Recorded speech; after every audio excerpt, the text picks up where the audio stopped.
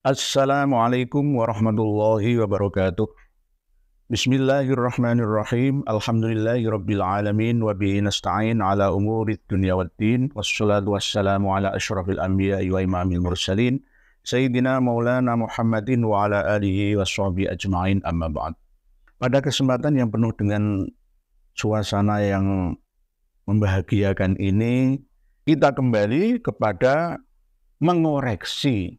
Dan saya masih melihat di channel beliau pamitnya ngantor, Gus Romel itu belum menghapus tulisan beliau tentang sanad hadis, silsilah riwayat hadis yang katanya merekam nama-nama sesuai dengan zamannya. Bukti bahwa keturunan Ahmad bin Isa itu ada di Hadramaut, Yaman, dan berhijrah dari Basrah ke sana. Berikut mencantumkan tahun-tahunnya. Walaupun ini sudah lama, sudah hampir 3 pekan, tetapi ini belum dihapus. Seakan-akan ini nanti dianggap sebagai sebuah kebenaran. Padahal ini salah total.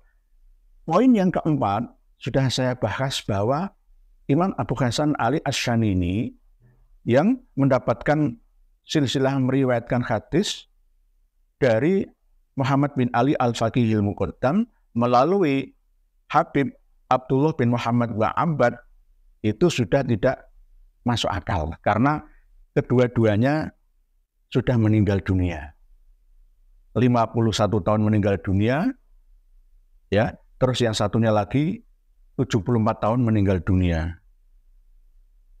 Pada tahun 761 masih meriwayatkan hadis, masih bisa beraktivitas lah. Ini coret gagal. Yang poin keempat. Sekarang yang akan saya bahas adalah poin pertama. Buktinya ialah ini Gus Romel Abbas memperlihatkan bukti seakan-akan ini nyata, gitu loh. Seakan-akan ini benar adanya, padahal ini salah semua. Ya tidak semuanya 100% salah, tapi kebanyakan salah. Karena di dalam satu hasil penelitian atau skripsi karangan buku, jika tidak dikoreksi, tidak ditasheh ya oleh orang lain, ya gurunya atau pentasheh ya netral, ya maka karya itu dianggap tidak sah. Sah menurut dia sendiri, tapi tidak sah menurut orang lain dan tidak boleh disampaikan ke khalayak umum karena ini cacat materi, cacat ilmiah. Nah ini buktinya ialah isnad atau mata rantai riwayat yang saya dapatkan dari kurang lebih 75 hadis melalui beberapa tokoh Ba'alawi sekaligus mengkonfirmasi mereka sebagai sosok historis. Ya. Ini yang beliau Gus Romel sampaikan dan masih ada tulisannya. Nah, ini bagi orang awam kan, oh benar ini, padahal salah. Dan beliau tidak meralat yang ketiga kali, ya, atau membatalkannya atau menghapusnya. Ini yang berbahaya. Nanti akan dipropagandakan terus-menerus dan dianggap sebagai sebuah kebenaran. Coba kita lihat, kita buktikan. Ini pertama, Abdul Haq meriwayatkan hadis pada tahun 542, masuk akal. Kalau meriwayatkan hadis pada tahun 542, karena beliau lahirnya itu tahun 516. Ada yang mengatakan 514, ada yang mengatakan 510, tetapi yang paling terkenal adalah Abdul Haq Al-Isbili, itu lahirnya pada tahun 510. Kita ambil yang mana terserah, ambil 510 saja biar enak. Berarti umur 32 tahun meriwayatkan hadis, ya, kepada seseorang perawi yang tidak disebutkan, ada di Amba'ana. Ya, diriwayatkan dari Abdul Aziz tahun 467 Hijriah. Nah, ini tidak masuk akal. 467 Hijriah itu Abdul Haq Al-Isbili belum lahir. Lahirnya tahun 510. Kok bisa? Padahal ini sudah diralat yang kedua. Jadi ada tulisan ralat ini. Yang pertama itu justru malah tidak masuk akal lagi. Abdul Haq meriwayatkan hadis pada tahun 460 dibolak-balik. Ini sudah diralat, masih salah lagi. Gitu. Pertama salah, kedua salah, ketiga, ya harus dihapus, nggak boleh dirawat lagi. Sudah nggak bisa. Harus gentle sebagai seorang historian atau peneliti, harus mau mengakui kesalahannya. Gitu. Coba lihat kitab karangan Abdul Haq Al-Ishbili, Al-Kamus Syariah As-Sughra As-Sahihah.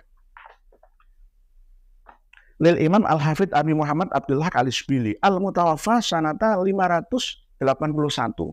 Kita buka biografi beliau halaman 22. At-Ta'rif Mu'alifil Kitab. Ismuhu wa nasabuhu wa Abu Muhammad Abdul Haq bin Abdurrahman bin Abdillah bin Al-Husaini bin Sa'id Al-Azdi Al-Andalusi Al-Ishbili Al-Bajai. Nah, keterangan terus sampai bawah. Pada angka kedua, Mauliduhu wulida bi Ishbiliyah.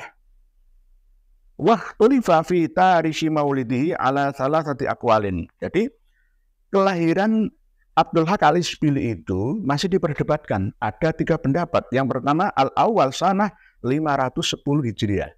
Nah, ini ada yang mengatakan 510 Hijriah. Wa huwa qaulul aksarin. Ini kebanyakan ulama ahli sejarah mengatakan beliau dilahirkan pada tahun 510 Hijriah. Ya. Terus wa haddadahu ba'dhum aktsar.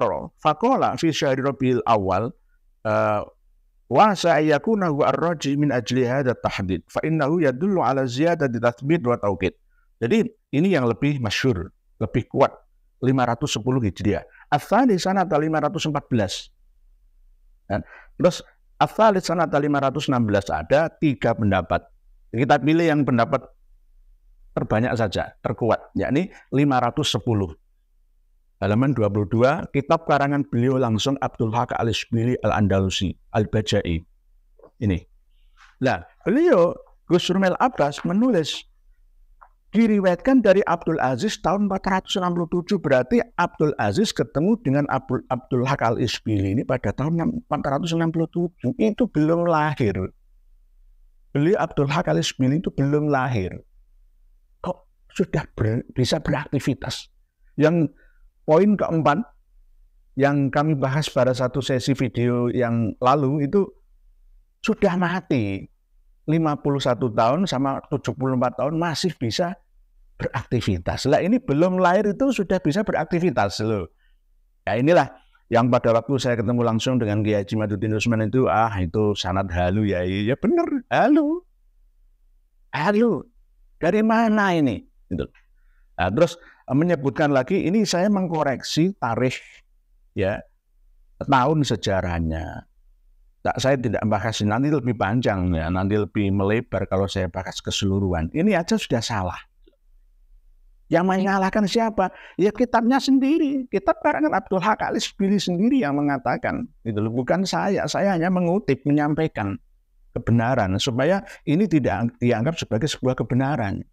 Gitu. Salah ya tetap salah. Gitu. Terus lagi mengatakan bahwa Abu Muhammad Hasan Al-Allal. Kok ada nama Al-Allal itu tulisannya siapa, dari mana? Abu Hasan Muhammad Hasan Ad-Dallal. Kalau Al-Allal itu mungkin salah tulisannya. Itu. Mungkin salah, manuskripnya itu harus dicek, dites. Kertasnya itu benar-benar kertas tua atau kertas tua tulisan baru atau tulisan lama kertas baru lah. Harus dites, uji materi kertas, benar-benar kertas tua atau enggak, sama seperti tes DNA gitu. Karena banyak di antara internal Ba'alawi sendiri yang menulis manuskrip yang mengaku bahwa ini manuskrip aslinya, padahal itu manuskrip yang sudah dirubah sendiri, ditambahi sendiri sesuai dengan keinginannya. Gitu. Nah, ini yang menurut kalangan ilmuwan, khususnya ilmuwan sejarah atau nasab, ya tidak etis lah, tidak etis. Karena merubah manuskrip aslinya itu nggak boleh, tidak boleh, tidak diperbolehkan. Nah, Muhammad Adal, siapa yang menyebutkan itu? Dari kalangan internal Ba'alawi sendiri dengan kitab Ufudul Almas, ya, yaitu As-Sayyid Alawi bin Thohir bin Abdillah Al-Haddad. Ada puluhan kata ad-dalal, tidak al-alal. Lihat di kitab Uqudul Al-Masjus 2. Di situ semuanya menyebutkan bahwa li Abil Qasim bin Abi Muhammad Hasan ad-dalal. Kama sabaqallahu alam. Berapa kali beliau Habib Alwi bin Thohir Al-Haddad ini menyebutkan ad-dalal, ad-dalal. Kalau salah ketik itu mungkin satu. Ya. Ain jadi dal atau dal jadi ain itu satu. Ini berkali-kali, berarti Hasan al-alal itu enggak ada. Ad-dalal. Ad-dalal. Abil Qasim bin Abi Muhammad Hasan ad-dalal, bukan al-alal. Gitu. Jadi gelar Abah, al-Abah bagi Imam Ahmad dan gelar an-Nafat bagi Imam Ahmad itu sudah sah. Kemarin sudah saya kaji. Nggak bisa dirubah-rubah lagi, itu nanti ditarik lagi, dimentahkan lagi. Lalu kita primer kok mau disekunderkan itu bagaimana?